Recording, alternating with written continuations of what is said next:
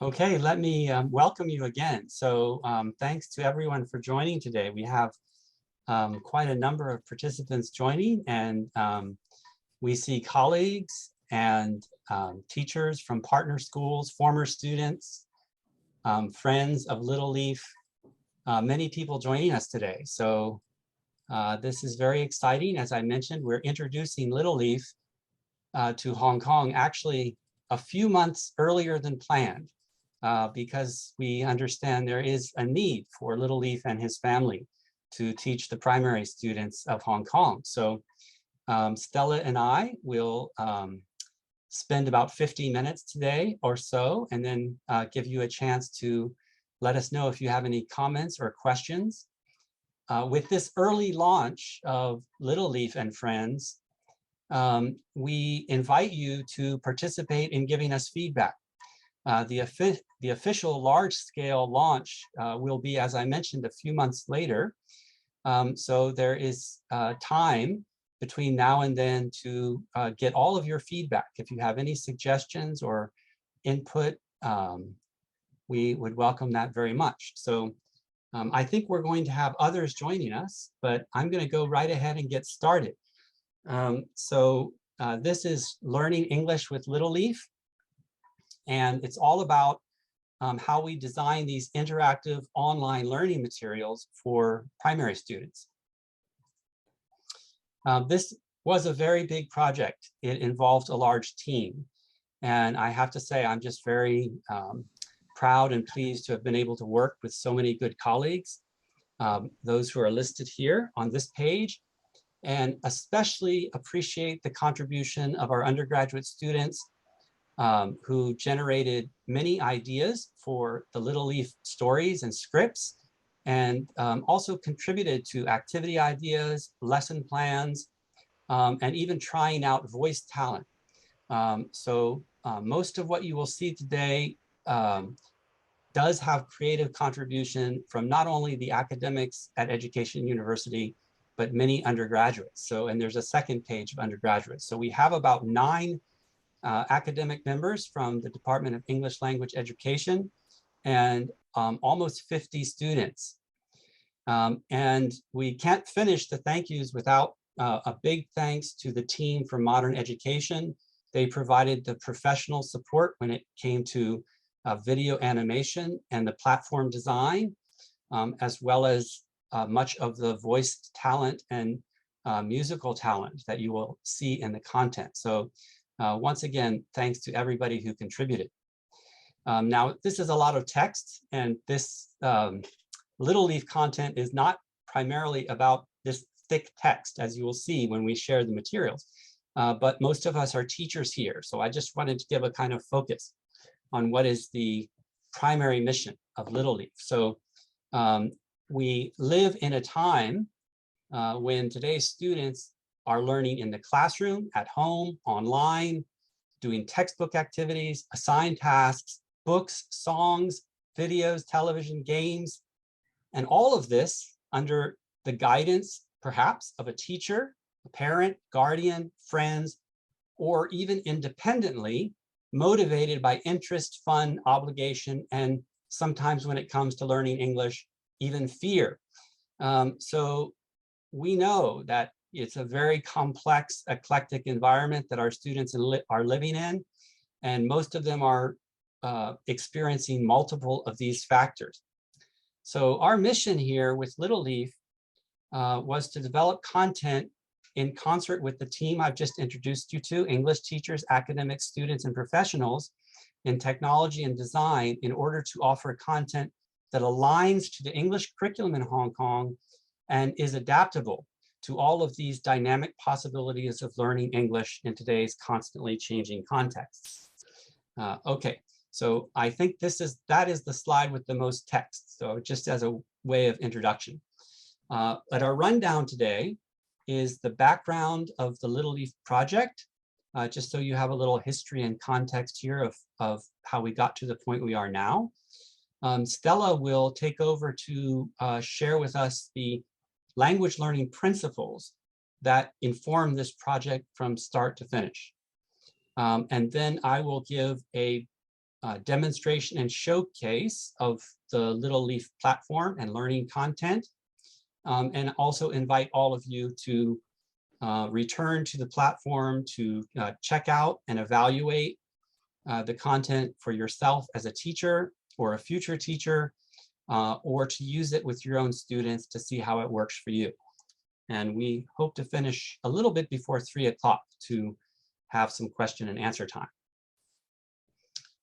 Okay, so this project fits into a much bigger project, which was initiated by our president, Chung, of the Education University.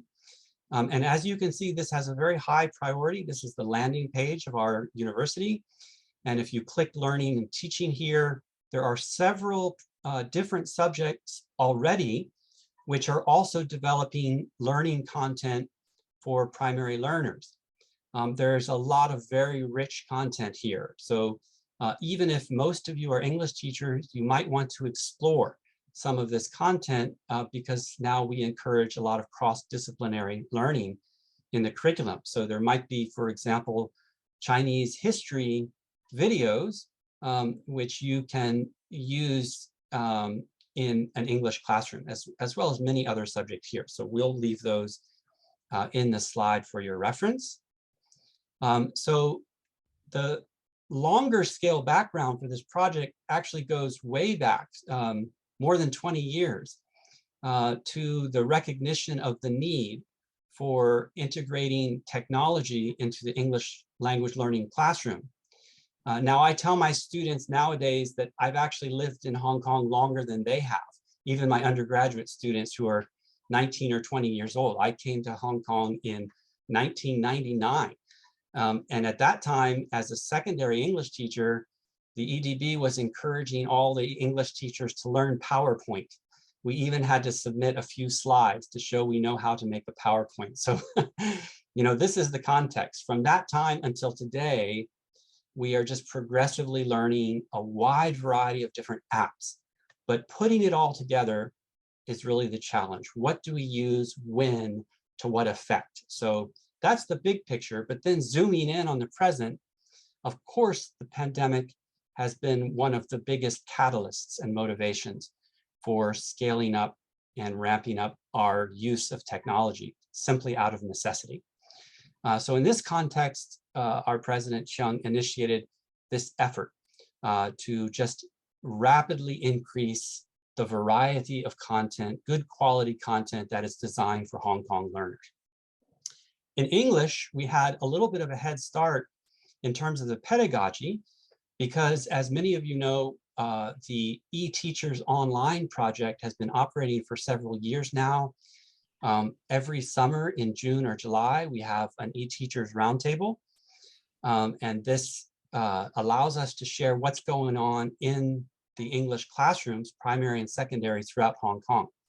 And one of the pilots we've tried is to discover what is most effective when it comes to using ebooks in teaching English to primary learners. So we have piloted much of what we are sharing with you today in the eTeachers Online project using the care book concept. And briefly, the lesson we learned is that we have to integrate the best of a variety of educational resources. So we know traditional books may motivate students' interest. If they choose to read on topics that they're interested in, that motivation can be a great teacher. We know we can't escape the use of textbooks because they're systematic and they're aligned with the curriculum assessment in the primary grades. So the systematic nature of this is very useful, but often not very motivating to students because they understand the purpose of textbooks is to teach them a subject. And often this is not a high level of motivation for our students. And games is another source of motivation. That games we have seen, again, increasingly over the last couple of decades, how students cannot play games without thinking about what they're doing, without thinking about the content, without occasionally higher order thinking. So it's the interaction and application of tasks, activities, and learned knowledge, which engages students in a very meaningful way. So we've taken lessons from this as well. And this is just kind of a summary of our intention with Little Leaf, is to design a new generation of English content that uses a variety of integrated multimedia and technology, but that is flexible to meet the needs of a wide range of schools, learners, grade levels, in order to adapt the learning to either in class, at home, online, or independent learning. So this is our aim, and I'm now going to let my good colleague Stella talk to you more about the language learning principles that have informed this project.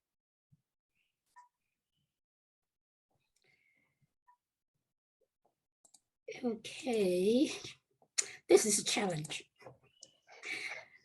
Getting a retiree to use technology.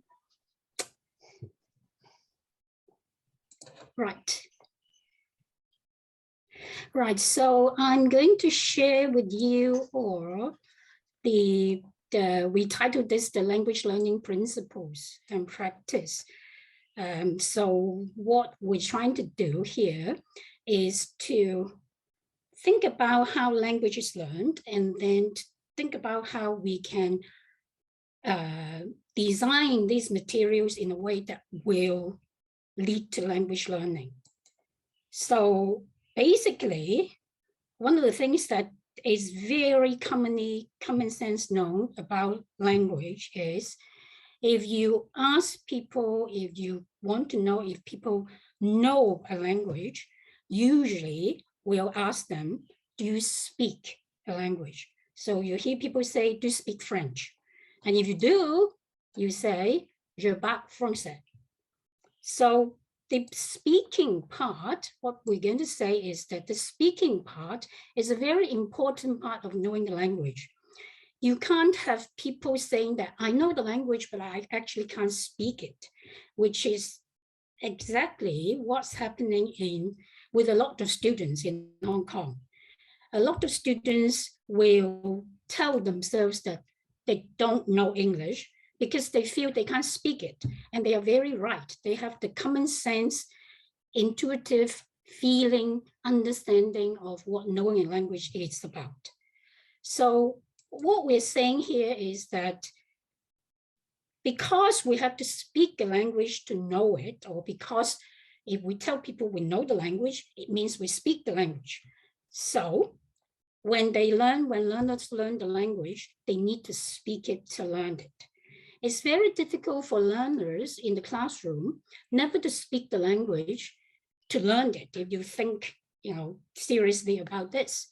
And that's why I always told, past tense now, I always told my teaching practice supervisees that in every single teaching practice lesson, they've got to get their students to speak. If they don't speak, they don't learn it. So this is the first important thing about learning a language. And if we want kids to speak a language, they got to start with saying the words. And actually, in English, we have a very, I'm going to say simple, it's actually pretty simple skill. And you all know it, all right? This phonics skill is about pronunciation, it's about spelling. It's not 100% match in English, but in the world today, it matches near enough, 70, 80%, and then you can easily check the spelling of a word through, online. So if the kids learn how to see a word and be able to sound it out, or to hear people sounding out the word and be able to spell it, then they have this very useful skill that they will feel they can use all the time. This skill doesn't have to be taught lesson by lesson. There's no point to teach it. And we're going to show you how we've integrated this skill into our project so that students over time, if they just keep seeing it, they will learn the skill. I said over time because this probably will take something like a few months, a semester, but it will happen because I've seen it happen. I've seen my TP supervisees actually using the skill in their classroom, and our supervisees will practice from September to December. And that's enough to get the kids to learn the skill. I've actually seen this happening. So one of the key project features is that we're focusing on speaking, focusing on getting the kids to say the language, speak it out, and to use phonics to help them say words so that they can speak the language and spell the words as well. So you see in our project, all these words, color-coded words, showing the phonics. And I'm not going to get in detail about this. I'm sure you know about it. We actually go as far as to show, silent sounds in lighter colors as a way to help kids to sound words out. Right, so what I've been saying so far is the importance of speaking in language learning. Now then, I'm going to get down to some sort of hard principles, but they're not that, or theories, but they're not that hard. Basically, when we have to learn a language, it just makes sense that we need oral input. The first thing we need is oral input. Actually, I can say this because in my own process of learning French, I tried to buy a book called Learning French. And then I just read the book. I never get to learn it because I never heard the sound, the French sound. So I had to go to Alliance Française to take courses. So it's the oral input that's the most important to start with. And you think about babies learning language, that's also the same sort of input they get. We are tuned to learn the language that way. So we need oral comprehensible input, comprehensible because unless the input makes sense to you. If it doesn't make sense to you, however much input may not help. So it got to make sense to you, and making sense is making sense to the learner. And that's why our project focuses on making sure that the meaning will be very comprehensible, very clear to kids. And how do you make meaning comprehensible and clear to kids? Not through the language, because the language is what they're learning. And that means by definition, the language is what they don't know. So the way to get into the meaning is not through the language, but through other means, mostly visuals. So that's why we use animation videos. So we have oral comprehensible input, a lot of it, and then written comprehensible input. In the natural context, actually only oral comprehensible input can lead to language learning. But in a second language learning context, written input will give another source of input in, which will support the learning better, because students in classrooms don't have the same amount of time that people who are just exposed to the authentic use of language will have. So the written input helps, but again, it's got to be comprehensible, meaning making. Meaning making because unless the learners can make meaning with it, and once they can make meaning with it, it means the brain is working. It means they're thinking. And I always said to my students that one key thing about learning is no thinking, no learning. Kids got to think so that they can learn. But how do kids think in a language or think about a language? In fact, no kids will think about language unless you learn the language as a linguist, as a grammarian. They think in the language. They think about meanings through the language. So that's what we need to focus on to help kids to learn. And then it comes to the output. Oral output, very important, as I've just said. So what are we going to do in the project? to make sure these 4 key factors, if you like, are there. Well, we're making use of the context. You all are very familiar with this word context for language learning. Basically, an easy way to get into what we mean by context will be the 5 W's. The who, the when, the what, why, how of the language use. If kids can think about who's using the language, when is it, where is it, what is it about, why and how, then it's the context. And in our project, we're making use of the stories of the Little Leaf family. We created this Little Leaf character using the logo of @U. And we create the family for Little Leaf. So we have Little Leaf, Leo, we have the sister Lena, we have Mummy Leaf, Daddy Leaf, everybody with the Lee, LLL, right? Alliteration for hoping that the kids can catch it more easily. So using the story of the Little Leaf family, for example, our first story is that it's Little Leaf's little sister, Lena's birthday. But then, so when it's her birthday, all family members are coming to her birthday party. That gives a very natural context into introducing all family members. But then we make the story that, well, all family members come to this birthday party, but then Lena has hidden herself somewhere in the house. So they have to, Leo, the brother, has to go around the house asking all family members where she is. So that gives a very natural, engaging way for the kids, because they're all thinking about where Lena is, but that introduces to them the family members. So we aim at this to be meaning making for young kids so that their brain can work, because it's meaning making. So if all the way through they are thinking about, so where is Lena? Then, all this will come into really their brain. One of the things about language learning is that language, in fact, is not language learning. The real word, the most appropriate word should be language acquisition. We acquire a language, we don't learn a language. And that means, or put it like this, that the major difference between acquisition and learning is acquisition is subconscious, learning is conscious. Language learning, the language learning process is more subconscious than conscious, in the sense that when we learn a language, we're basically focusing our brain on the meaning, on the content, on what meaning the language makes. We don't think about the language itself. We never focus on the language itself.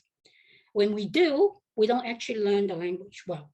We do, but when we actually focus on the language, that's a much higher level learning, suitable for university students, not suitable for school students. School students don't think about the language. They think about meaning made by the language. And this is the subconsciousness, because they focus on the meaning, but the meaning is made by the language over time. When they make a lot of this meaning, connecting the language to the meaning, which they didn't realize that they're doing, over a long time, the language becomes part of them, becomes automatic to them. And this is the optimization process over time.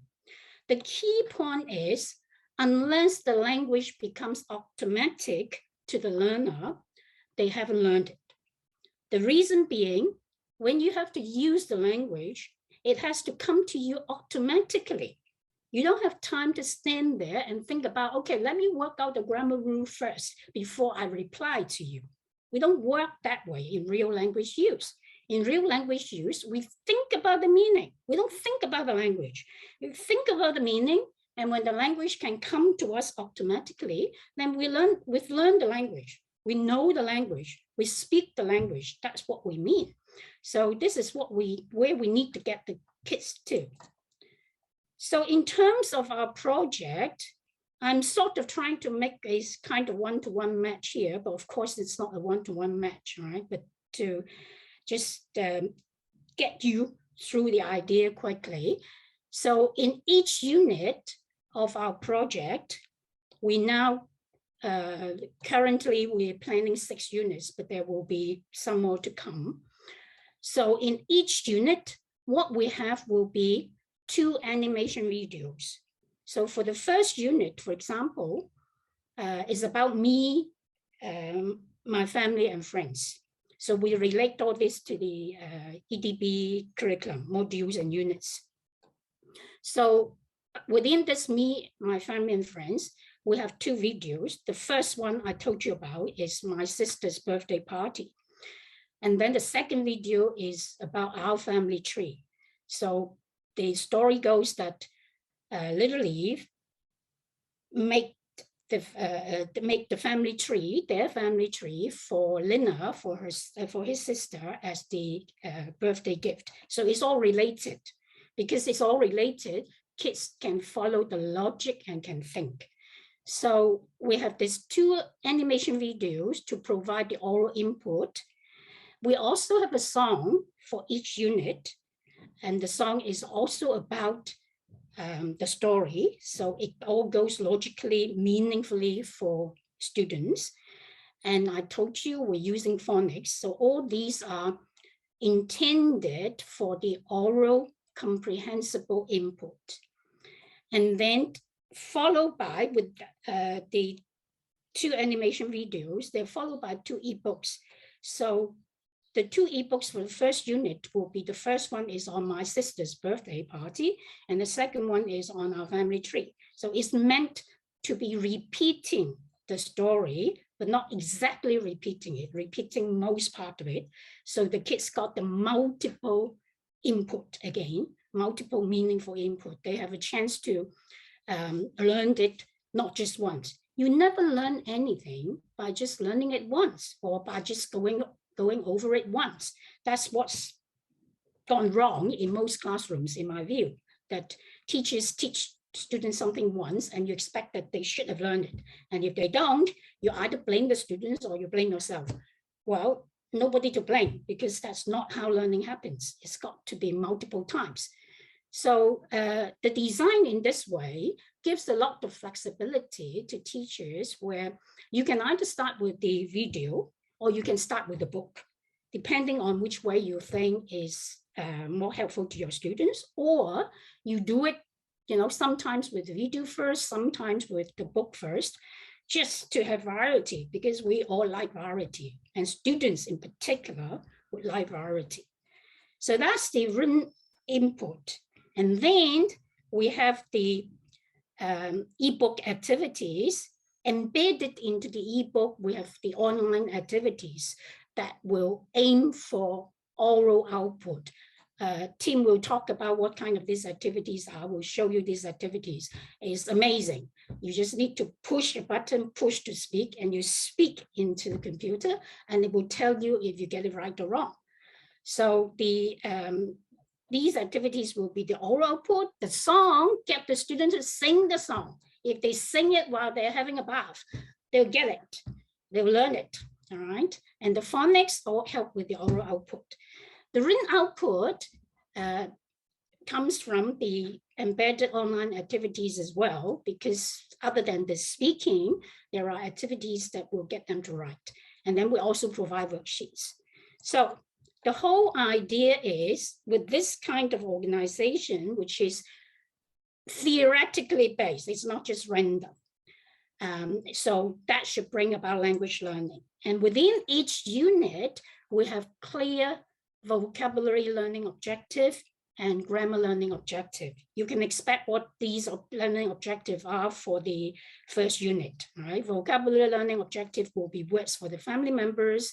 Grammar learning objective will be how you tell the meaning of these words, like our siblings, our brothers and sisters. So that's the design. And we believe the most important thing for language learning will be when students actually enjoy it and when they get a sense of success. And the sense of success comes from them feeling that they can speak the language, they can say it. And the design of the project goes that, in fact, the students can just they know how to use computers these days. They can just go and watch the video on their own, read the ebook on their own. The ebook can be read to them as well. And they don't have to do the activities if they don't like. Just watch the video, sing the song. The song is the most important. Sing the song, watch the video, read the book, they'll get it. That's the idea. Okay, so that's my part. I'll return this to Tim. Thank you. Okay, thank you so much, Stella. So that's, I think all of you can see that we're on a very firm foundation here with the language learning principles, thanks to our language consultant, Stella there. And it's really true that in the context of the classroom, all of us as teachers, and even before as language students, understand that there are inherent limitations to language learning because of the priorities that the classroom language learning bring. It's just unavoidable that we have to cover a certain amount of content and prepare for a certain amount of assessment. So we're not ignoring that. This is the reality that we live in, but we have to try to the extent that we can to harness what we know about child psychology, about second language learning among young learners. And unfortunately, very often these two objectives are in contradiction to one another. And so instead of creating some kind of conflict, what we're trying to offer is a well-considered set of content which teachers, parents, and even students themselves can pick and choose from among to the extent that it's useful to you. So we might be offering in one class a kind of parallel set of content and curriculum to support the local curriculum. Some parents might use it for enhancement. Students may use it for revision. So it's really been deliberately, consciously designed to be modular and adaptable, whether you want to use it in the classroom, whether you want to use it in online teaching, or whether you just like to give a thorough introduction to students or students and parents and let them know that this is a resource. We think it can work in any of these variety of ways. So let me return to screen sharing. And the slide that I stopped on there, it kind of shows in the graph our effort at the integration of technology, pedagogy, and content that Stella was just talking about. So I will now skip past Stella's slides. Okay.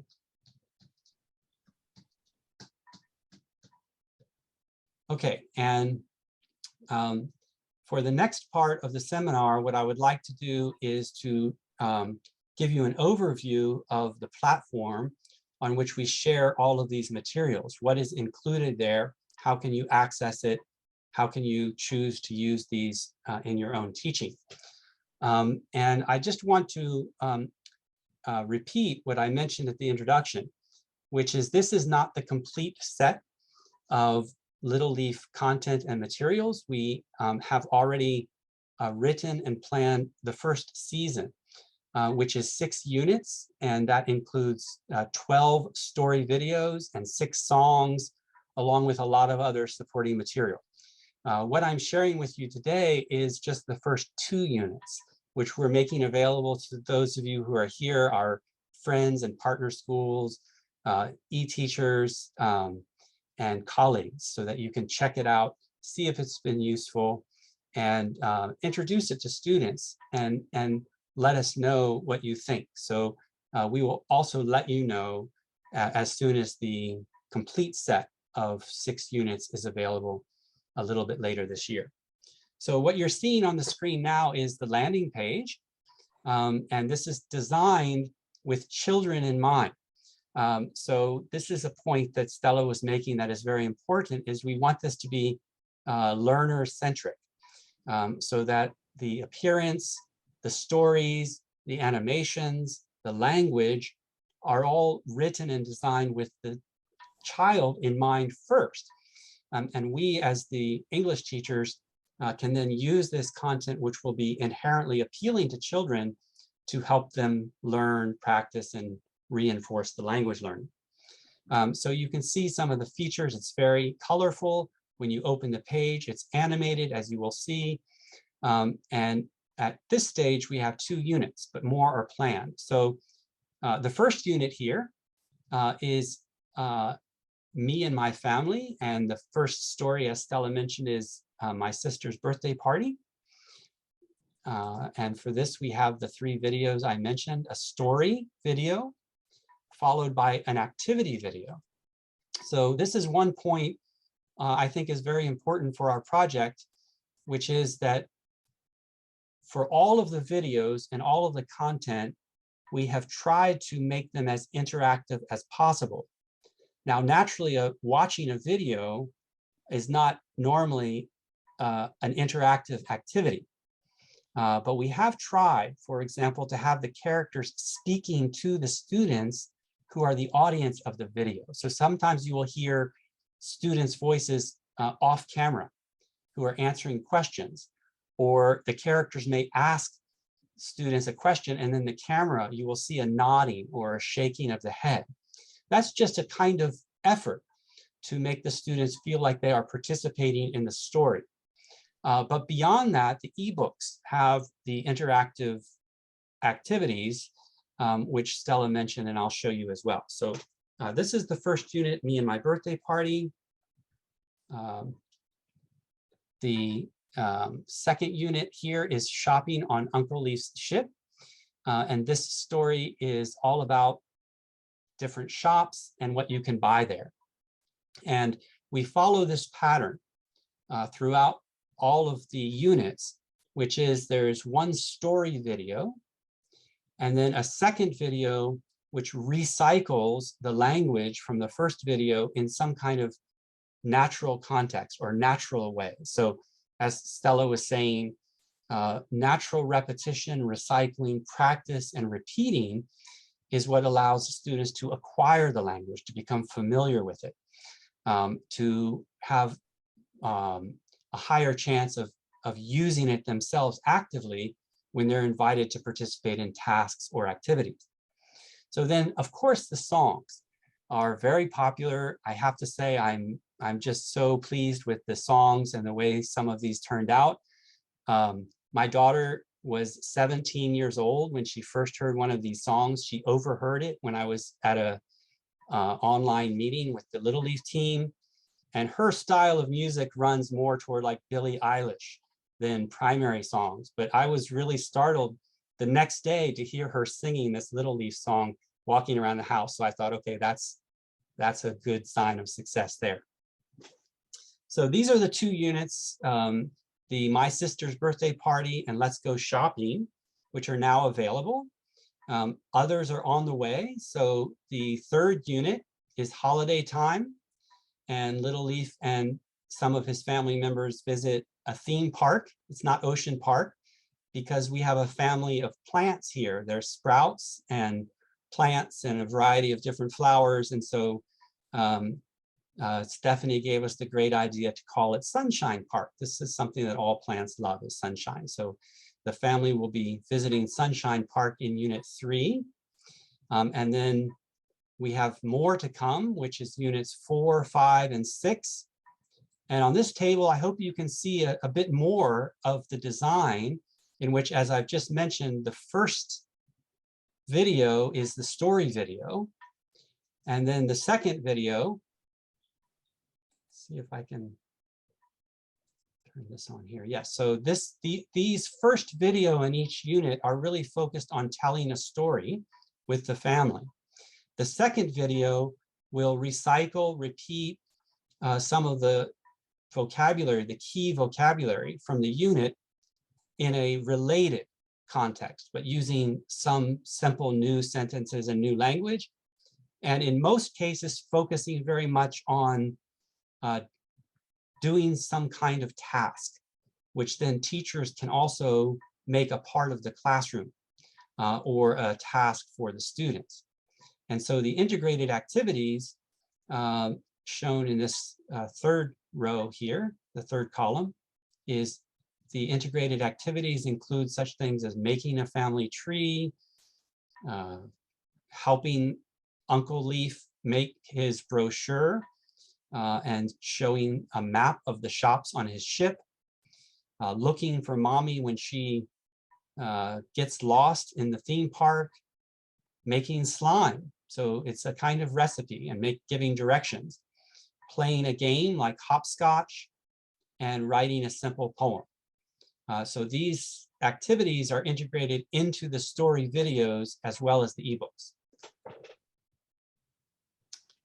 And then one of the features of the ebooks that we were able to try out in the eTeachers Carebook project that we are most excited about is that these H5P activities are designed to be free embedded activities that can be placed in any kind of HTML5 context or platform.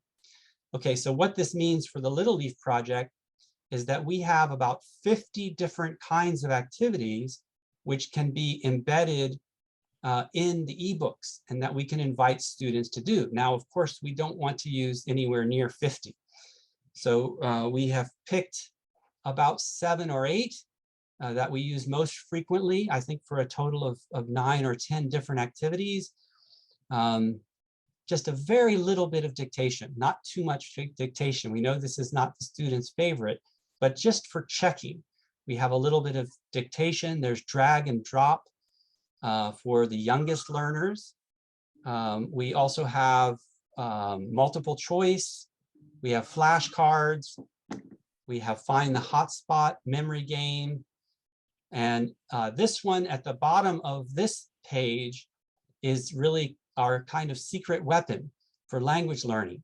So we have to ask the question, how can we encourage students to speak when they're in front of a computer, to use English, to practice their pronunciation? And the answer is this speak the words activity, which, as Stella mentioned, allows them just to push the button to try to say the words. If they don't get it right, they can try again. If they want to check the answer, they can see what the answer is and then try again and again. So these activities are very intentionally designed not for any kind of summative assessment, but rather a kind of assessment for learning, so that as the students progress through the ebooks, they have a chance to try and keep trying these activities until they learn them and get them right. So this is another thing we've piloted and we are very excited about, because we see that kids actually enjoy doing these kind of activities when they have a second chance, a third chance, a fourth chance. And of course, as teachers, we enjoy watching them do that because they're learning as they go along.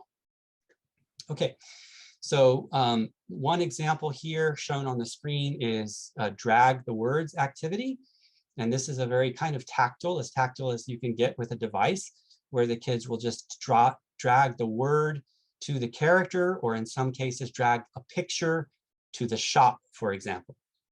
So I think this might be a good slide for me to go out of my PowerPoint and move across to the landing page. And this is the landing page, the home of the Little Leaf project, which we will share with all of you before the end of this seminar. And what we see here is a little bit of text introducing the project. And as you scroll down, there's just a very animated, colorful presentation here, which also very neatly organizes the content so that teachers and students can learn this almost immediately, which is the videos in a column here, the ebooks here, and then some additional learning material for those who want to use it in class. There are some simple worksheets for students and also lesson plans and suggested activities for the teachers. And so these are the 2 units that are available now. And finally, let me give you just a little taste of, I don't mean finally, I mean at last. After talking about Little Leaf for 45 minutes, let us show you, perhaps we can start with one of the songs. So this is the second unit, And the story is visiting uncle's shopping mall, which is located on a ship. So Little Leaf and his sister Lena play this game where they have to find a coin in each of the shops on the ship. And at the end, if they find all of the coins, then they get a very special reward. And so that's the story of the first video. One of the things we've learned designing these materials, which some of you may know very well, is we shouldn't make the videos too long. That kids' attention span is quite limited. So the first unit, if you watch these first two videos, you'll see they're about 10 minutes long. 10 minutes long with encouragement and guidance, it may be possible. But we realized after the first unit, that's really stretching the kids like the maximum amount of their attention span. And so we're now working with videos that are going to be closer to 4, 5, 6 minutes, something like that, maybe 7 if they get really long. But we're really targeting this for the attention span. The songs are just a couple of minutes long. So I'll play about the first minute or so of a song based on that experience of playing the game on Uncle Leaf's ship.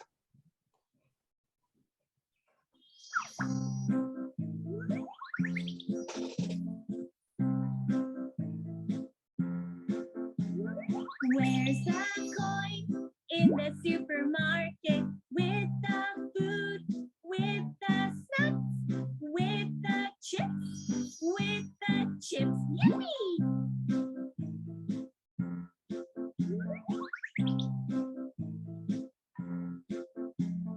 Where's the coin in the clothes shop with the dresses, with the shirts, with the jackets, with the jacket? Yippee!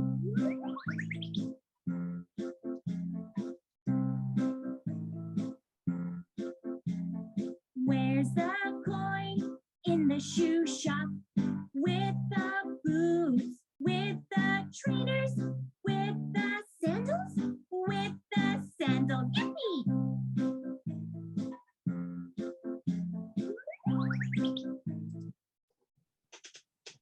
Okay, I think I played just a little bit more than a minute there. Let me also give you a taste of the first unit.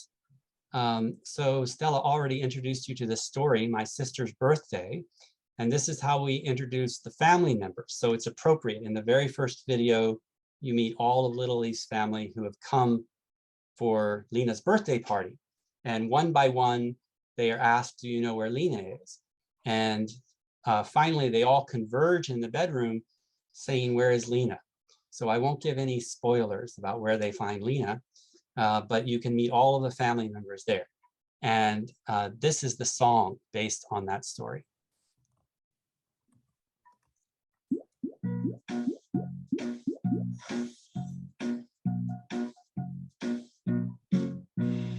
Where is Lena, Leo's sister? Daddy doesn't know where she is. Where is Lena, Daddy's daughter? Mommy doesn't know where she is. Where is Lena, Mommy's daughter? Uncle doesn't know where she is. Where is Lena, her parents' daughter? Auntie doesn't know where she is. Where is Lena, her parents' daughter? Laura doesn't know where she is. Where is Lena, Laura's cousin? Luca doesn't know where she is. Okay, so if I kept playing, you would meet almost the whole family there, but I want to reserve just a little bit of time here at the end to show you on this platform what the layout of the ebooks is like, because the ebooks really are very important here. I think that students could learn so much on each of these modules and units, even if they don't have the opportunity to watch the videos. Now, of course, it's up to you, it's up to parents and students, it's up to the curriculum and what you have time for, what you use and how you use it. You know, I think some of the students will really enjoy watching the video. They're a lot of fun, but the more interactive component of the learning materials are in the ebooks here. And so I will not show the My Sister's Birthday Party ebook.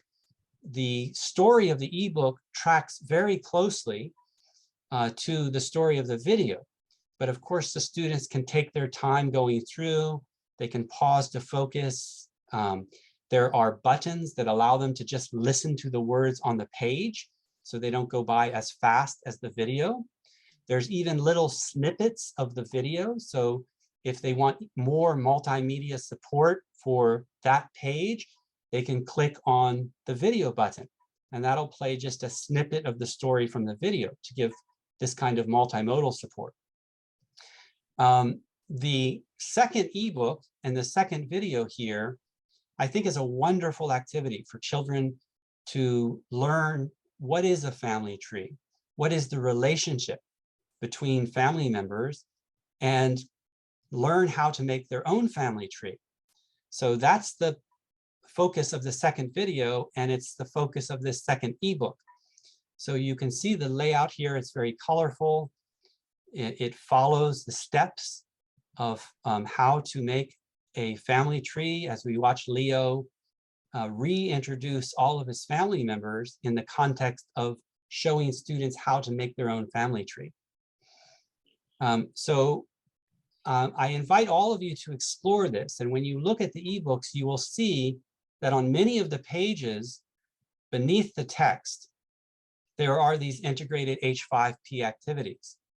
And as mentioned, some of them are simple drag and drop, some are multiple choice, but this is the one that we think really offers the best opportunity for getting students to try out saying the words, using the phonics that they're learning, following the model of the voice actors that we have to try to say each of the words, and also a bit of comprehension here. So for example, you have this first question, Lena is Little Leaf's sister. So if I say sister, great, I got the right answer, I can move on. What happens if I get the wrong answer? So Little Leaf is Lena's sister. So oops, I got it wrong. Now I have two options. One is I can just try again. Cousin. Oh, I got it wrong again. At this point, I might start to feel a little frustrated. And if students choose to check their answer, they can show solution. And this is marvelous because what will happen is it shows what it might have heard. So the computer is doing some interpreting here. And it looks like cousin, it accurately heard what I said. But all in green here are alternative correct answers. So we think this is a very powerful language feature because students often learn in their English classes that there's only one correct answer. And of course, we know language doesn't work that way, that there's many ways we can express the same meaning. And so we've tried to make this as rich as possible to allow the students to use full sentences, a phrase, in many cases, one word. If it makes sense in the context of the sentence, then they can get it right. So this is our favorite H5P activity, but we know for purposes of checking comprehension and also motivating students to enjoy the activities, we should use some that are more game-like, and we should use some very traditional, like true, false, fill in the blank, multiple choice, and even a couple dictation that we have. And again, these are assessment for learning. So teachers can assign the students to do these activities or not. They could just enjoy reading the book. But if they really like the activities, we have the activities embedded not only throughout the story, but also at the end. So if teachers or students like this, we always have some extra activities here at the end of the story, so they can do some of these that are often a bit more visual in nature. Okay, so returning to the presentation here, I just want to say that one of the future plans for Little Leaf, which is very important to our project, is that the site that you see here is a demo bridging site for these first units, and we will put them up as they become available.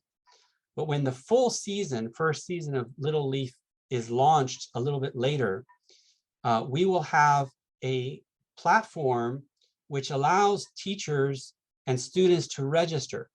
And what this will allow us to do is to check the students' participation in these activities. So teachers, you will be able to track your students to see if they've participated, to check their accuracy in pronunciation, to check their accuracy in comprehension. So it's really a kind of win-win for the students. They can keep trying, they can enjoy the fun activities, and teachers can monitor their progress through the platform that will be launched a little bit later. In the meantime, we know that some teachers may like to have a kind of summative check of students' comprehension.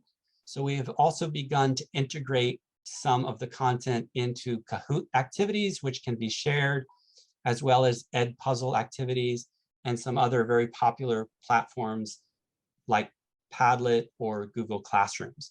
So this will provide you some access to checking the students' comprehension after they have visited and learned from the website.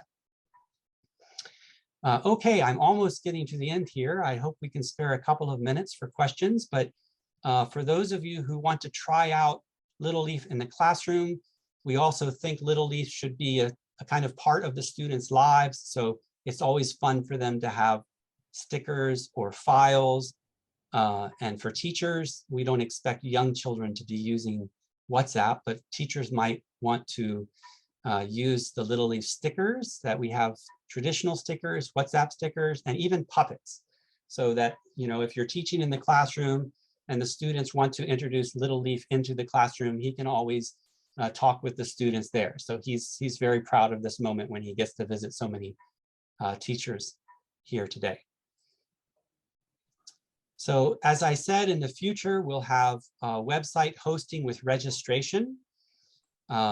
We have already begun to align it with some of these educational apps. We welcome your feedback, and we have even bigger plans where we would like to see students contribute to some of the ideas for stories. This is really open source. So we're envisioning perhaps a writing competition in which students can suggest storylines for Little Leaf, and we will make it happen. So I think that would be very exciting. In the long run, we are tentatively planning to have at least 3 seasons, which means 18 different topics, 36 videos, 18 songs, and lots of ebooks. And we've already had secondary teachers ask, can Little Leaf come to secondary school? So we'll see about that. It remains to be seen if he can graduate from primary school. So let me finish with this slide, which is just how can you enjoy the resources. The highlighted link here is the website. So you can visit anytime. We would also invite you to put your email in the, oh, I hit the wrong button here. Sorry about that. Yes, I think Stephanie will now share a survey for participants of the seminar. And there's an optional question if you'd like to include your email. We'll keep you up to date as new units are released, as the registration platform is opened. If we have any further developments, you'll be notified if you want to join the Little Leaf newsletter. And for those of you who have already joined the eTeachers online platform, you will also be informed. So this is just a couple of ways if you would like to keep in touch with Little Leaf Project, you can do that, or just contact us, Stella, me, Stephanie, any of the team anytime. You're very welcome.